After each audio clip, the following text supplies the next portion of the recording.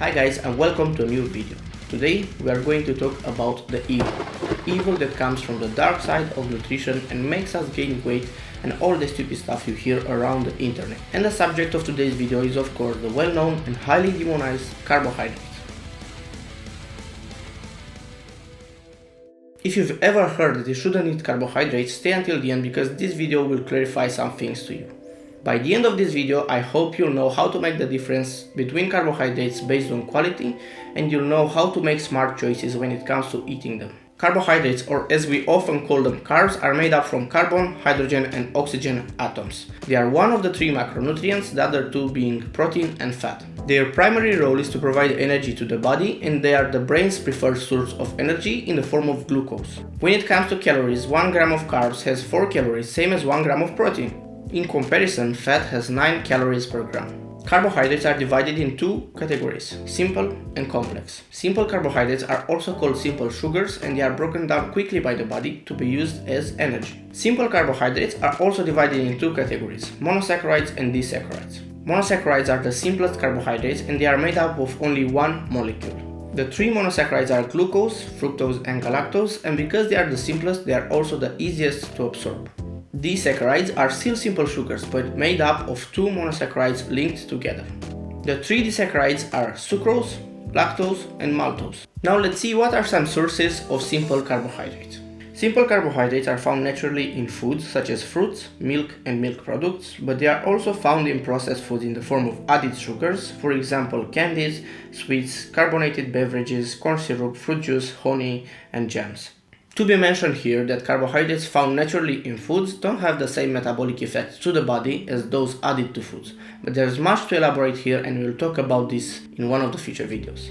The other category of carbohydrates are complex carbohydrates. Complex carbohydrates are broken down more slowly by the body and they keep your energy levels balanced for a longer period of time. Complex carbohydrates are also divided in two categories, oligosaccharides and polysaccharides.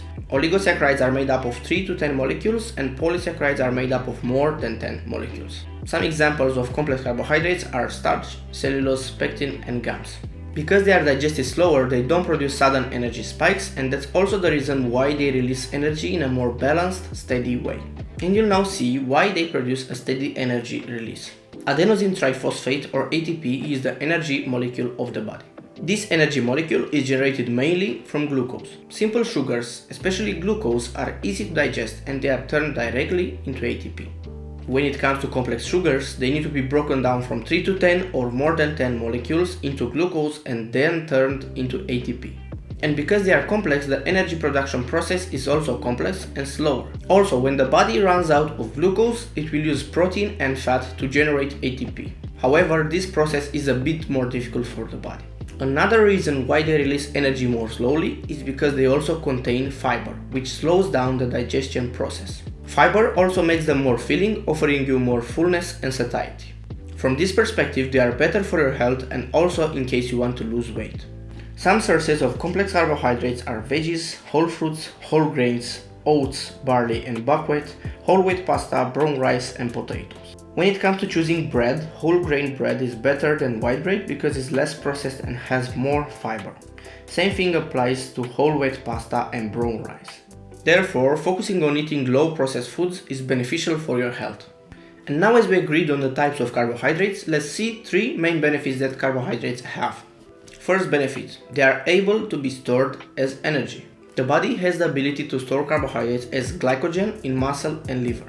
We are able to store around 450 grams of carbohydrates in muscle, 100 grams of carbohydrates in liver and 25 grams circulating in blood. After the storage is full, the body will turn the excess carbohydrates in fat and store it as energy for later.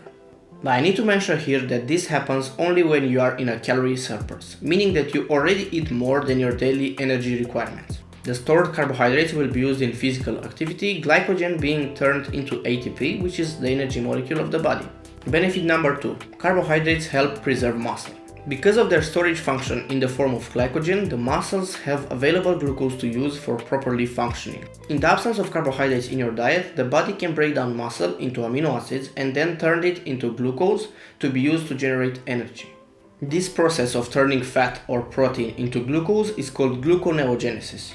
However, this doesn't mean that eating a loaf of bread with Nutella just to make sure that you have enough carbohydrates in your diet is fine, because carbohydrates quality is important as well. And we'll see this on benefit number 3, which is carbohydrates promote digestive health. Because carbohydrates contain fiber, they also help with your digestion. But how do they do that? Well, we have two main types of dietary fiber: soluble and insoluble. Soluble fiber dissolves in water, insoluble fiber doesn't. While passing through the body, soluble fibers absorb water and they form a gel-like substance. This helps to slow down digestion, help you feel fuller, and lower your blood sugar level. Some sources of soluble fiber are fruits, vegetables, beans, and oatmeal. Insoluble fiber does not absorb water. Instead, it adds bulk to your stool and moves your food to your intestine more quickly. This helps your digestion and helps you avoid getting constipated. Some sources of insoluble fiber are cereals and whole grain products, lentils, flax seeds, and crunchy vegetables. And now is the moment of the video when I'll horrify you. If you are eating while watching this video, please stop and finish your meal or skip this part, because we are going to talk about some shit. There's a thing called Bristol's stool chart, where we can check if we get enough fiber in our diet. For example, if your stool looks like type 3 or type 4, it's normal and you're probably getting enough fiber. If it looks like type 1, 2 or 5, it's a sign that either you're not getting enough fiber or you are getting enough fiber but you are not drinking enough water, this leading to constipation. The fiber intake recommendations of NHS are 30 grams per day for adults. So please get your fiber intake of at least 30 grams per day and enjoy the pleasure of having a normal life, where pooping is not one of your problems. Also try to drink 6 to 8 full glasses of water per day to avoid getting constipated. I also need to mention that an appropriate intake of fiber helps you lower bad cholesterol, therefore decreasing the risk of cardiovascular disease.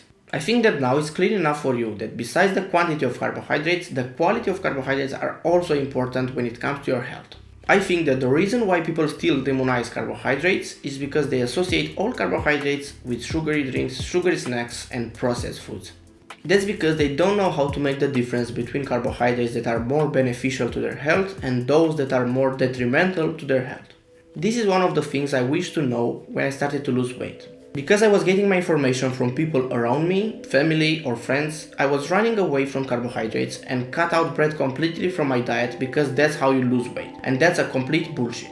And what we need to remember is that the overall quality of the diet is important. Low quality carbohydrates are not going to kill you, same as high quality carbohydrates are not going to do magic for your health. We need to think about the balance of the overall diet. It's important to focus on the quality of the overall diet and find the balance. And now as we are heading to the end, press the subscribe button and join me in this journey. Press the bell button so you are notified when I post any new videos. Share the video with a friend if you found it useful, and leave a comment with other aspects of nutrition you are interested in. Until the next time, I'm out.